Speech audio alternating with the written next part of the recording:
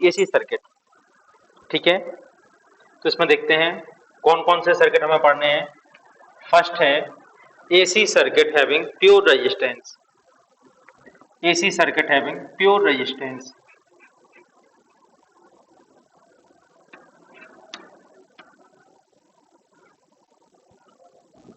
ठीक है, हमने पहले आपको बताया था डीसी करंट को केवल रेजिस्टेंस से कंट्रोल कर सकते हैं, जबकि एसी को रेजिस्टेंस, कैपेसिटेंस और इंडक्टेंस तीनों में से किसी एक या इनके कॉम्बिनेशन से कंट्रोल कर सकते हैं। तो हमें इन सब के बारे में पढ़ना है। तो फर्स्ट हमें अभी देखना है AC circuit having pure resistance. ठीक है, तो एक हमने रेजिस्टेंस लिया, ठीक है, और इसको एसी सोर्स से कनेक्ट कर दिया, V equal to we naught sine omega t. ठीक है, क्लियर है इतना?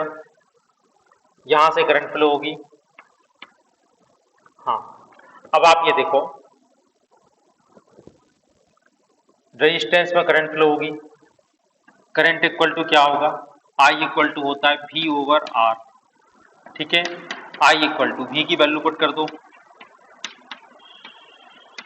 V naught sine omega T over R। ठीक है, I इक्वल टू हो जाएगा V naught over R, I naught sine omega t. ठीक है, इसको लेते हैं इक्वेशन नंबर 1, ये हो गई इक्वेशन नंबर 2। ठीक है, इक्वेशन 1 और 2 को कंपेरिजन करवाओ। ठीक है, तो आपको क्या दिखाई दे रहा है? करंट और वोल्टेज एक ही फेज में होंगी। इनके वेवफॉर्म डायग्राम कैसे बनेंगे?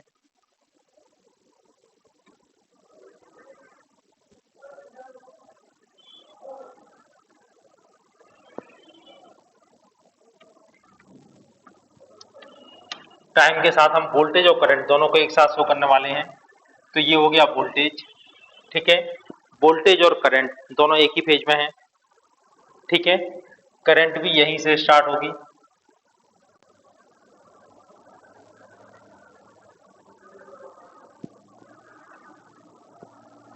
ठीक है, बात समझ में आ रही है बेटा? देख लो, ये वाला ग्राफ है करंट का और ये वाला ग्राफ है वोल्टेज का। ये कौन से ग्राफ कहलाते हैं? ये कहलाते हैं वेवफॉर्म डायग्राम। ठीक है, इसके बाद हमें बनाने हैं इसके फेजर डायग्राम। तो इसके लिए आप सबसे पहले एक प्लस बना लिया करो। ठीक है, एक प्लस आपने बना लिया, किसी भी एक डायरेक्शन में आप वोल्टेज को शो करो। आपने वोल्टेज को बड़ा बनाया, करंट को थोड़ा कम दिखाया। ठीक है, तो उसी डायरेक्शन में करंट आपको बनानी है। ठीक है, ये वाला डायग्राम कहलाएगा फेजर डायग्राम, ये वाला डायग्राम कहलाएगा वेवफॉर्म डायग्राम, और ये कहलाएगी इसकी इक्वेशन। ठीक है ना? तो अगर प्योर रेजिस्टिव सर्किट हो, सर्किट में प्योर रेजिस्टेंस हो, तो वोल्टेज और करंट एक ही फेज में होते हैं। ठीक है, AC circuit having pure inductance. इसके पहले एक बात तो समझ लो, देखो एसी करंट को आर से भी कंट्रोल कर सकते हैं, एल से भी कंट्रोल कर सकते हैं और सी से भी कंट्रोल कर सकते हैं। इसका जो रेजिस्टेंस होगा इसको डिनोट करते हैं आर से और कहते भी इसको रेजिस्टेंस है, लेकिन एल का जो रेजिस्टेंस होगा इसको डिनोट करते हैं एक्स एल से। ठीक है, और इसको कहते हैं इंडक्टिव रिएक्टेंस। है तो एक्चुअल में रेजिस्टेंस ही, ठीक है, लेकिन इसका नाम क्या है? इंडक्टिव रिएक्टेंस, और इसको डिनोट करते हैं एक्स एल से। ठीक है, इसको क्या बोलते हैं? इंडक्टिव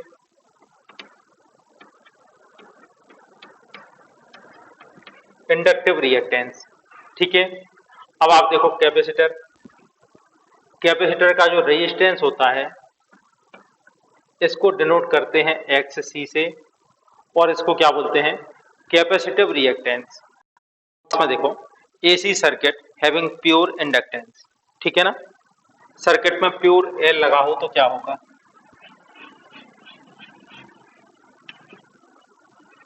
एक हमारे पास इंडक्टिव कॉइल है और इसको हमने एसी सोर्स से कनेक्ट कर दिया। Equation V equal to V naught sine omega t, इसको हमेशा आपको देना है इक्वेशन नंबर 1। ठीक है, यहां तक बात समझ में आ रही। अब आप यहां से देखो, अब इस सर्किट में फ्लो होने वाली करंट है I। ठीक है, सर्किट में I करंट फ्लो हो रही, इससे क्या होगा, करंट यहां पर लगातार चेंज हो रही है वैल्यू और डायरेक्शन में, तो L के अक्रॉस एक इंड्यूस्ड ईएमएफ जनरेट हो जाएगा। ठीक है, और इस सर्किट में एक इंड्यूस्ड करंट फ्लो होगी। ठीक है, अब आप ये देखो, इसमें इंड्यूस्ड ईएमएफ कितना होगा, V equal to L d I over d t. ठीक है, ये होगा इसका इंड्यूस्ड ईएमएफ। यहां तक बात समझ में आ रही। इससे आई की वैल्यू क्या होगी, देखो डी आई की वैल्यू कैसे फाइंड कर सकते हो, डी आई इक्वल टू हो जाएगा V over L d t. आ रही बात समझ में, V equal to L d I over d t, d i की वैल्यू फाइंड कर दी। ठीक है, अब हमें V की वैल्यू मालूम है, V naught sine omega T, तो डी आई इक्वल टू क्या आ जाएगा, V naught sine omega T over L d T, equation number 2। ठीक है, अब हम क्या करेंगे, ये थोड़ी सी करंट है, पूरी करंट फाइंड करने के लिए इक्वेशन 2 का करेंगे इंटीग्रेशन। ठीक है, integration d I equal to V naught over L sine omega t d t, d I का इंटीग्रेशन आ गया I, V naught over L constant है, बाहर आ जाएगा, साइन ओमेगा टी का इंटीग्रेशन होगा कॉस ओमेगा टी। ठीक है, साथ में ओमेगा का डिवाइड करोगे।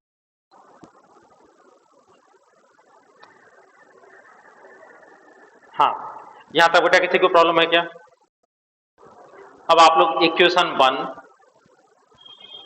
और इक्वेशन 4 को आप कंपेयर करवा सकते हो। वोल्टेज की इक्वेशन है V equal to V naught sine omega t, current की इक्वेशन है I equal to I naught sine omega t minus pi by 2। तो कौन सा लैगिंग होगा, कौन सा पीछे होगा, करंट की वोल्टेज। यहां से आपको दिखाई दे रहा है करंट लैगिंग, करंट पीछे होगी बाई वोल्टेज। ठीक है, कितने एंगल से, with an angle pi by 2, pi by 2 angle से करंट पीछे होगी वोल्टेज से। ठीक है, यहां तक बात समझ में आ रही। अब आप एक बार इक्वेशन नंबर 3 को देखो। ठीक है, इसको हम थोड़ा रीअरेंज करके ऐसा लिख सकते हैं, इक्वेशन 3 है I naught equal to we naught over omega L, इसको आप लिख सकते हो V naught over I naught, V naught over I naught कितना आ जाएगा, ओमेगा एल, और V naught over I naught क्या कहलाता है, वी ओवर आई क्या कहलाता है, रेजिस्टेंस। ठीक है ना, इसके रेजिस्टेंस को हम लोग क्या कहते हैं, एल के रेजिस्टेंस को इंडक्टिव रिएक्टेंस एक्स एल। ठीक है, तो एक्स एल की वैल्यू क्या आ गई, ओमेगा एल। ठीक है, ओमेगा की वैल्यू कितनी होती है,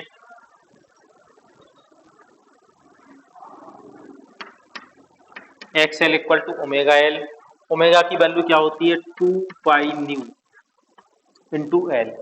ठीक है, तो ये एक्स एल का फार्मूला आ गया, इससे क्या हुआ, X L proportional to nu, X L की वैल्यू फ्रीक्वेंसी के डायरेक्टली प्रोपोर्शनल होगी, X L proportional to nu. ठीक है, एक्स एल की वैल्यू न्यू के डायरेक्टली प्रोपोर्शनल होगी, मतलब फ्रीक्वेंसी बढ़ेगी तो एक्स एल की वैल्यू बढ़ेगी। ठीक है, अब अगर हम बात करें डीसी की, ठीक है ना, डायरेक्ट करंट की, डीसी के लिए, डीसी करंट के लिए एक्स एल की वैल्यू क्या हो जाएगी, 0। ठीक है ना, इसका मतलब क्या हुआ, अगर आप इंडक्टर को बैटरी के साथ कनेक्ट कर दो तो ये सारी की सारी करंट को जाने देगा, करंट के लिए कोई भी रेजिस्टेंस अप्लाई नहीं करेगा। ठीक है ना, इसलिए हम डीसी करंट को एल की हेल्प से कंट्रोल नहीं कर सकते हैं। ठीक है, तो इसमें कौन सी करंट को कंट्रोल कर सकते हैं, सिर्फ और सिर्फ एसी को। ठीक है, यहाँ तक बात समझ में आ रही कि नहीं आ रही? एक्सएल प्रोपोर्शनल टू होता है न्यू। अगर दोनों के बीच में ग्राफ खींचा जाए तो कैसा आएगा?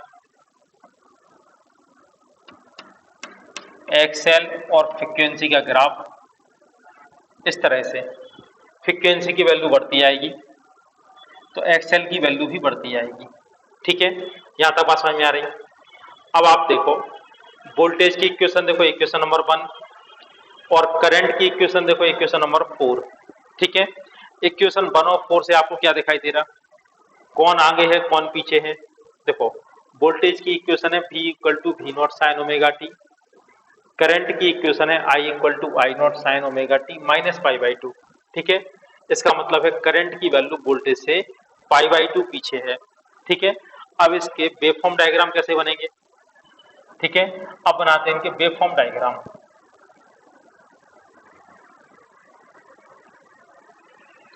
वोल्टेज को मानते हैं रेफरेंस,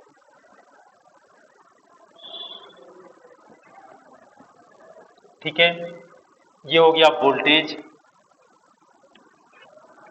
ठीक है, टाइम के साथ वोल्टेज का ग्राफ, एंगल 0 पाई 2 पाई, ठीक है, 3 पाई, कुछ इस तरह से। अब आप देखो करंट का ग्राफ कितनी देर बाद शुरू होगा? आपको बताए थे ये कैसे डिसाइड करते हैं कौन सा ग्राफ आगे है कौन सा पीछे है? जिसकी मैक्सिमम वैल्यू पहले आ जाए वो आगे, तो वोल्टेज यहां पर आगे है। अब करंट को हम पाई बाई 2 एंगल के बाद शुरू करते हैं। ठीक है, ये किसका ग्राफ है? करंट का। आ रही बेटा बात समझ में? ठीक है, करंट वोल्टेज से पाई बाई 2 पीछे होगी, ठीक है, लैग करेगी। इसके बाद फेजर डायग्राम कैसे बनाएंगे? फेजर डायग्राम बनाने में आपको बताए थे सबसे पहले एक प्लस बना लो, ठीक है, किसी भी एक लाइन पर आप बना दो वोल्टेज। ठीक है, हमने यहां बना लिया वोल्टेज। अब फिर से देख लो बेटा एक बार, वोल्टेज और करंट में वोल्टेज आगे है करंट पीछे है, तो वोल्टेज को बनाना है एंटी क्लॉकवाइज, करंट को बनाना है क्लॉकवाइज। ठीक है, ये है करंट, ये है वोल्टेज। करंट से एंटी क्लॉकवाइज जाने पर आएगा वोल्टेज, कितने degree anti clockwise? Pi by 2। ठीक है, आप चाहते तो ऐसे बना सकते थे, कहीं पर भी वोल्टेज ले लो। ठीक है, अगर वोल्टेज आप यहां लेते हो, ठीक है, तो करंट क्या होगी? इससे क्लॉकवाइज। ठीक है, वोल्टेज और करंट का ग्राफ इस तरह से होगा, ये कहलाते हैं फेजर डायग्राम। ठीक है, ये फेजर डायग्राम हो गया, ये वेवफॉर्म डायग्राम हो गया, ये इक्वेशन हो गई। ठीक है ना, इन तीनों में कोऑर्डिनेशन जो भी है उसको आप याद रखना। ठीक है, AC circuit having pure capacitance. अब आपने एक कैपेसिटर को एसी सप्लाई के साथ कनेक्ट कर दिया। ठीक है, इक्वेशन है एसी की V equal to we naught sine omega t, equation number 1। इसमें फ्लो होने वाली करंट है I। ठीक है, अब आप ये देखो इस करंट I का काम क्या होगा? कैपेसिटर को चार्ज करना। ठीक है,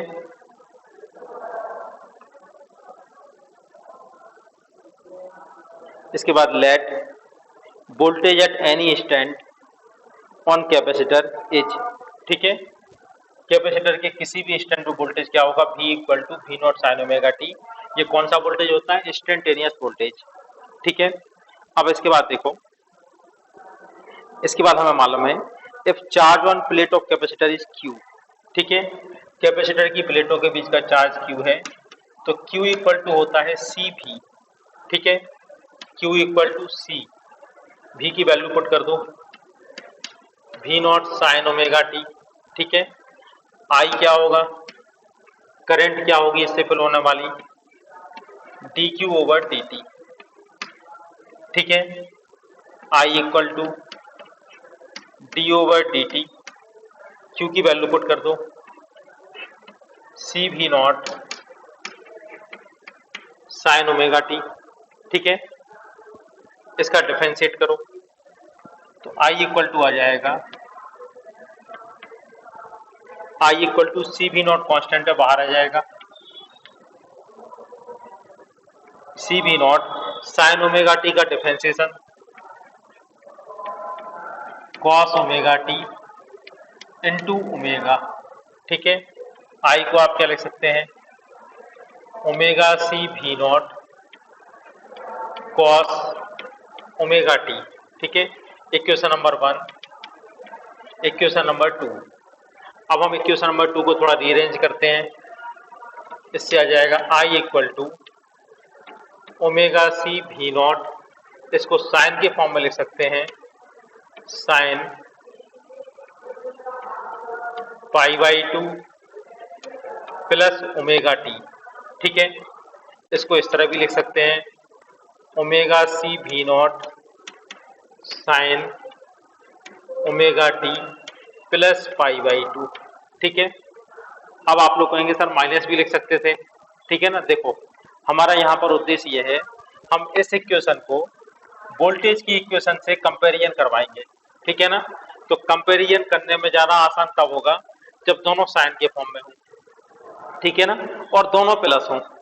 तो हम ऐसी कोशिश करते हैं कि ये वाला साइन और ये वाला साइन प्लस में हो, इसके लिए हमने इसको प्लस पाई बाई 2 लिखा, ठीक है। इक्वेशन नंबर 3, अब हमें मालूम है साइन थीटा के साथ कुछ भी हो इसकी मैक्सिमम वैल्यू क्या होती है 1, ठीक है। तो मैक्सिमम करंट क्या होगी, maximum value of current I naught क्या होगी, ओमेगा सी वी नॉट, ठीक है। करंट की मैक्सिमम वैल्यू होने के लिए इसकी वैल्यू होना चाहिए 1, ठीक है। इक्वेशन नंबर 4, अब आप देखो इससे V naught over I naught की वैल्यू फाइंड कर सकते हो। V naught over I naught कहलाएगा 1 ओवर ओमेगा सी, और वोल्टेज ओवर करंट क्या कहलाता है, रेजिस्टेंस, ठीक है। कैपेसिटर के रेजिस्टेंस को हम क्या बोलते हैं, कैपेसिटिव रिएक्टेंस, ठीक है, X C equal to 1 over omega C, ठीक है, इक्वल टू ओमेगा की वैल्यू क्या होगी 2 pi nu into C, nu है इसकी फ्रिक्वेंसी, इससे क्या मतलब निकला, X C proportional to 1 upon frequency, ठीक है। इन दोनों का ग्राफ कैसा बनेगा, अगर एक्स सी और फ्रिक्वेंसी का ग्राफ बनाएं,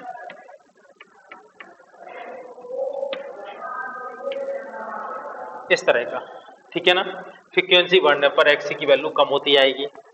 अरे डीसी की फ्रिक्वेंसी कितनी होती है, डीसी की फ्रिक्वेंसी होती है 0, ठीक है। तो एक्स सी कितना हो जाएगा, फॉर डीसी फ्रिक्वेंसी होती है 0, तो एक्स सी की वैल्यू होगी इन्फिनिटी, ठीक है ना। इसका मतलब यह है कि अगर डीसी को हम कैपेसिटर से कनेक्ट कर दें तो उसके रास्ते में कितना रेजिस्टेंस डालेगा, इनफाइनाइट, मतलब डीसी को अपने में से नहीं जाने देगा, ठीक है ना। अब एक्सएल का काम क्या था, एल का काम क्या था, डीसी को जाने देना पूरा पूरा, और सी का काम क्या है, पूरा पूरा रोक देना, ठीक है।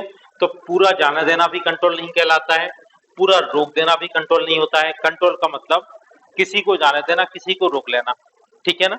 जैसे कहीं पर कोई वीआईपी पार्टी वगैरह चल रही हो, ठीक है ना, बाहर गार्ड होते हैं, उन्हें बता दिया जाता है कि भाई जो कार्ड लेके आएगा उन्हें जाने देना, ठीक है ना, जो कार्ड लेके नहीं आएगा उन्हें रोक लेना, ठीक है। अब एक ऐसा कार्ड है जो सबको जाने दे रहा है, तो वो कंट्रोल नहीं कहलाएगा। दूसरा गार्ड कैसा है, दूसरा गार्ड इस तरह का है कि जो सबको रोक रहा है, किसी को जाने नहीं दे रहा, तो ये भी कंट्रोल नहीं होगा। कंट्रोल का मतलब जिनको हम चाहते हैं निकलने देना उनको निकलने दें, और जिनको रोकना चाहते हैं उनको रोक लेने, ठीक है ना। तो एक्स सी, ठीक है, एक्स सी डीसी को बिल्कुल भी नहीं आने देती, ठीक है, और एक्सएल क्या कर रहा था, पूरा पूरा जाने दे रहा था। यहां तक बात समझ में आ रही।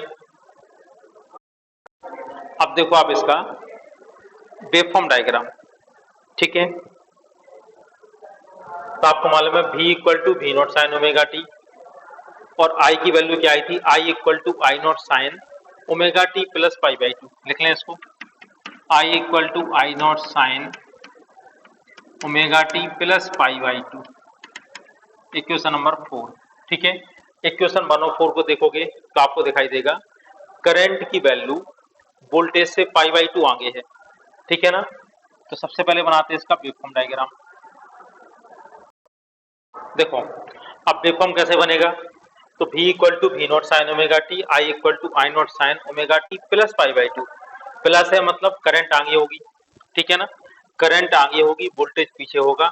तो हम ऐसा भी बना सकते हैं कि करंट को रेफरेंस मान लें, पहले करंट बना लें, बाद में वोल्टेज बना दें, ठीक है ना।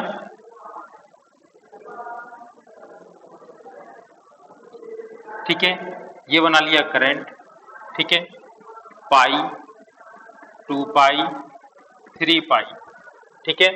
करंट को हमने रेफरेंस ले लिया, करंट पहले बना ली, ठीक है।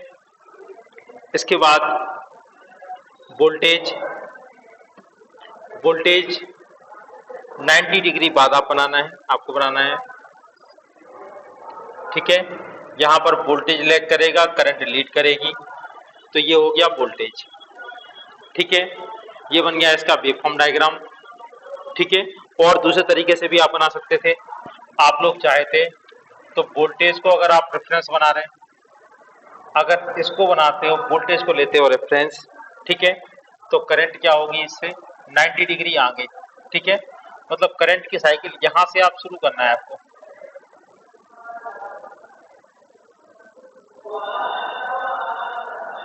ठीक है। अब ये हो जाती करंट, जिसकी मैक्सिमम वैल्यू पहले आए वो आगे होगा, तो करंट आगे है, वोल्टेज पीछे है। एक ही बात है, इस तरह से भी बना सकते हो, इस तरह से भी बना सकते हो, ठीक है। अब बनाना है हमें फेजर डायग्राम। फेजर कैसे बनाओगे, एक प्लस बना लिया, कहीं पर भी आप वोल्टेज बना दो, ठीक है। ये हो गया वोल्टेज, करंट इससे लीडिंग है, लीडिंग मतलब 90 डिग्री आगे, ठीक है। तो ये हो जाएगी करंट, ये हो गया वोल्टेज, करंट 90 डिग्री आगे होगी क्योंकि करंट लीडिंग है, ठीक है। यहाँ तक बात समझ में आ रही।